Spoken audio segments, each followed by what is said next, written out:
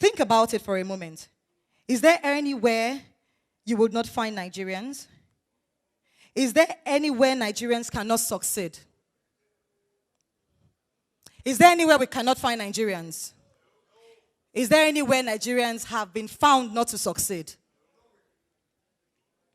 Are Nigerians not one of the most intelligent, industrious, and just get on with it, creative minds, and very, very happy minds, as we all know? We have been actually described as some of the most happy people on earth, if not the most happy people on earth. We seem to be unstoppable when we choose to. So surely, I believe that these must be God's own people. But we all know that we do not live right now like God's own people. So what are our obligations to our immediate community? How can we get this country to be somewhat like God's own country? What do we need to do? I term here that we need to form bigger bonds and societies. Every serious group or persons have societies, clubs, associations, whatever you want to name it. Why?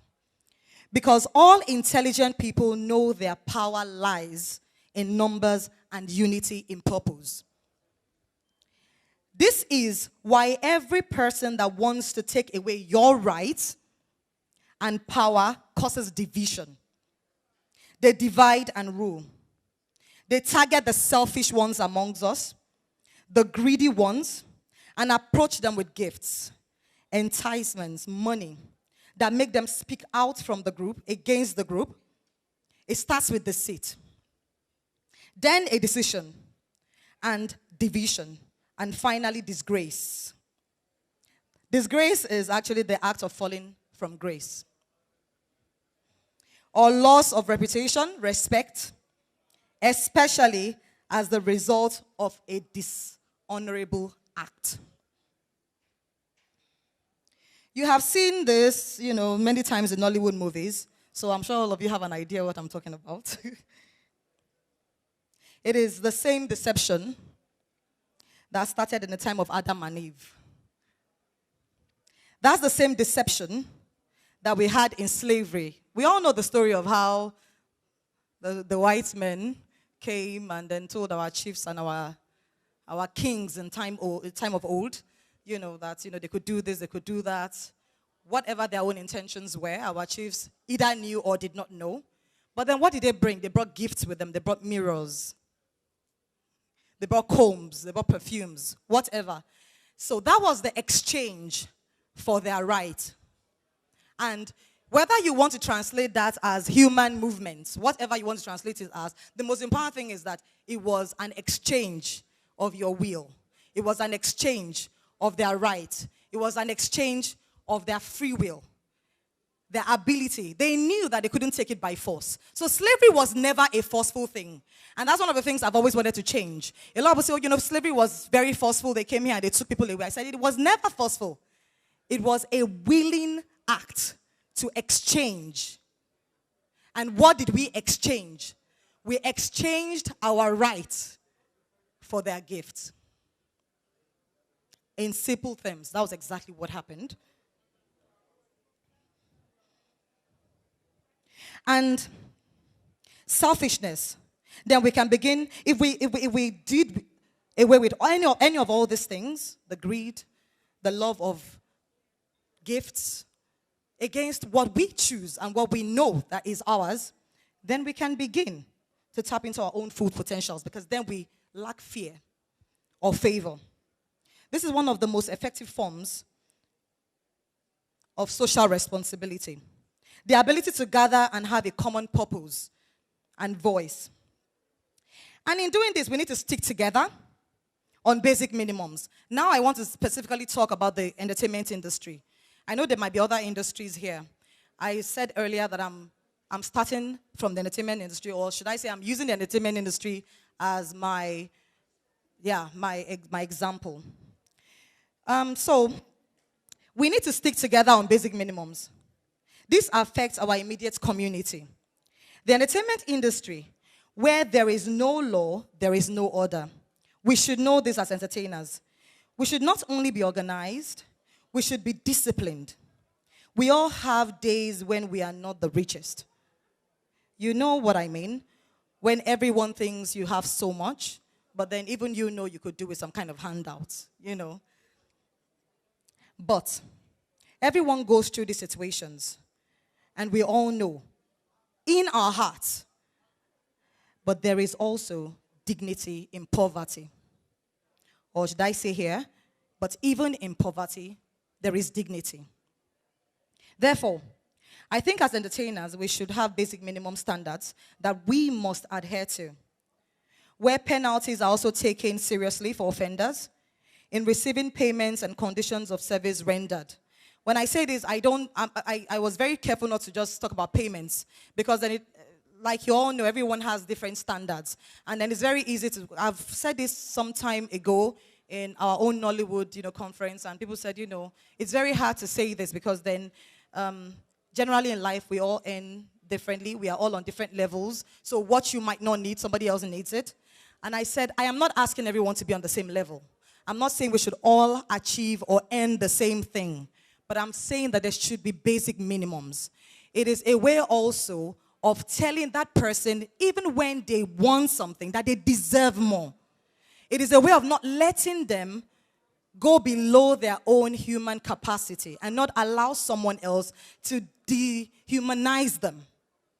And so, when we have these rules, even guiding them, though sometimes they want to take less, but because there is a guideline or there is a rule stopping them from taking less, then they can push for more. They can aspire for more. And this can also guide the entertainment industry and the society at large eventually.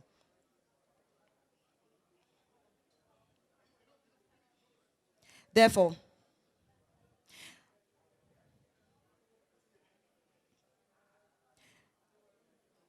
in receiving payments, conditions of service rendered, and like I said here, life in general. When I mean life in general, I mean the society at large. As a human being, at what point in life do you really say enough is enough? At what point do you say, I deserve to be treated as a human being? Even when you don't have enough with you to make you look like a human being. What I mean is this: does a beggar, just because he has nothing on the street, deserve for you to splash water on him? If you splashed water on Obasanjo or whoever, courtesy would demand that you will stop and say, oh, sorry. But how many of us have ever splashed water on a nobody and felt like they deserved for us to say sorry? So I'm talking about not just payments, but human behavior, test of character. How do we actually think that we should treat one another? What is the basic minimum treatment for a human being? What is a human life worth? What is the worth of a human life? What is the worth of a Nigerian life? How can we begin to phantom as entertainers if we do not start from ourselves to build minimum standards, how the society actually needs to be treated? How do we begin to phantom and to understand what the society actually deserves if technically, individually, we do not even know in the industry what we deserve? How do we begin then to impose as a society and as a larger group what we deserve? Education. I said here, so Lupita Nyong'o won the Oscar for the Best Supporting Actress. And now, must we all go to school to be successful entertainers? Actually, no. So what's all the fuss about? There are many actors and many musicians who have won Oscars and the Grammys who never went to school.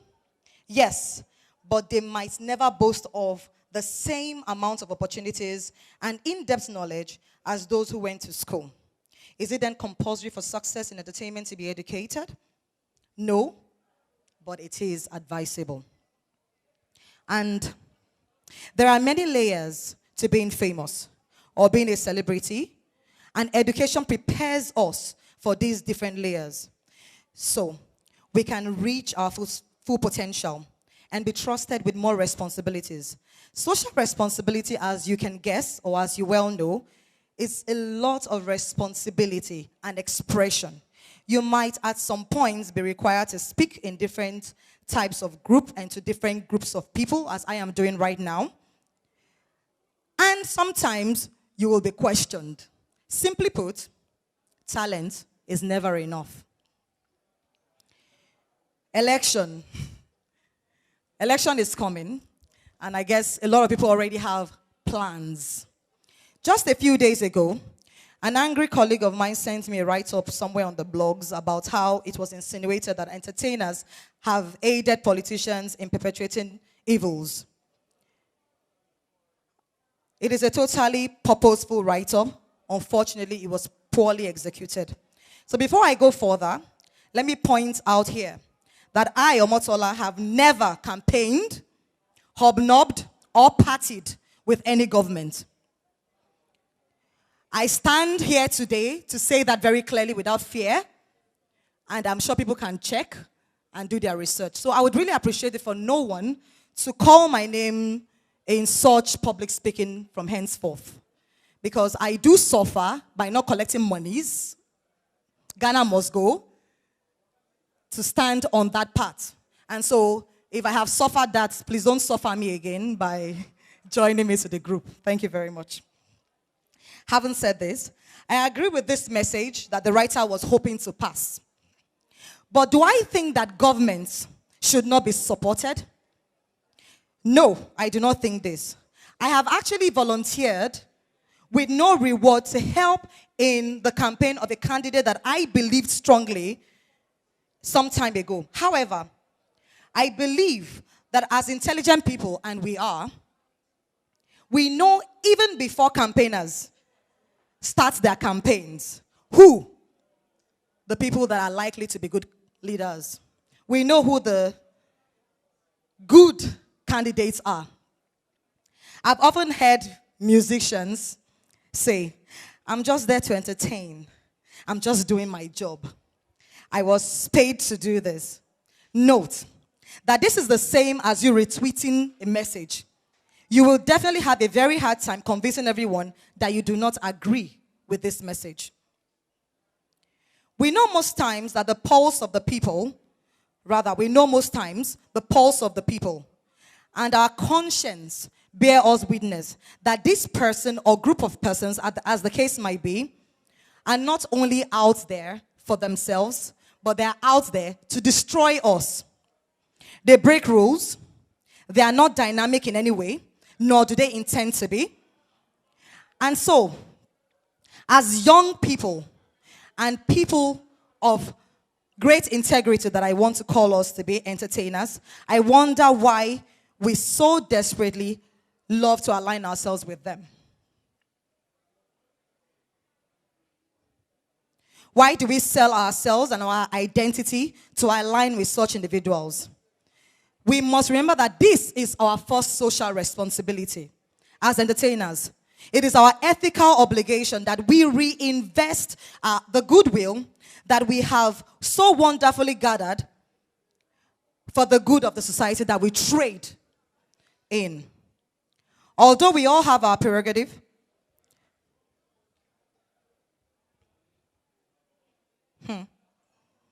I'm choosing my words. I will re-edit that in my mind. I wrote that some time ago, but I already did that. Although we all have our prerogative to align with whoever we want to align with, or whichever candidates we choose to be friends with. It is expedient to remember that as celebrities, it will be more effective if you were non-partisan. Except you want to join a party, then at least you should let us all know that you are part of this party, so you will not be persecuted for this, which of course you have a right to.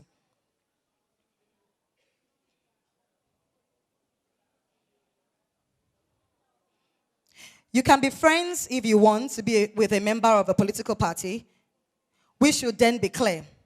You can be friends if you choose with corrupt and untrusted elements without aligning your brand with whatever they stand for. Remember, your brand will outlive theirs. So you need to be careful what you plant with your brand. Destiny is not a matter of chance, but a matter of choice. Posterity will remember and judge you, so choose wisely. Finally, I wrote about leadership. Leadership by example and using our influences right. Who are the real leaders? We are. Every young person in this country, every entertainer in this country, we are the true leaders. We have been sleeping giants for too long. Let's wake up and lead truly by example. In a continent with some of the strongest, most recognized, and loved entertainers, we can change things. We can change history. Let's use our influence right with this generation as entertainers, if we choose. So when that question arises again, why should we care? Are we a generation that are socially responsible? Let the answer be, yes, we do. Yes, we truly do. Thank you.